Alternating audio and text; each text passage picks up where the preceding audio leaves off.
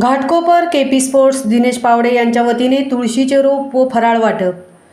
आषाढी एकादशी निमित्त संपूर्ण महाराष्ट्र विठ्ठलमय झाला आहे।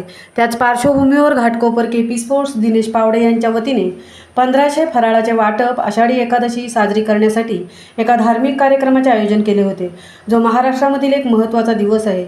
घाटकोपर पश्चिम येथील सार्वजनिक गणेश मंदिर येथे संपन्न झाला। सकाळी 7 ते दुपारी 3 या वेळेत भाविकांना तुळशीची रोपे आणि उपवासाचे फराळ वाटप केले। सकाळी 9 वाजता शाहीर रमेश हाडपी यांनी सादर केलेल्या स्वरमय वारी विठ्ठलाच्या दारी या संगीतमय भजनाच्या कार्यक्रमासह विविध धार्मिक कार्यक्रमांचेही आयोजन करण्यात आले होते।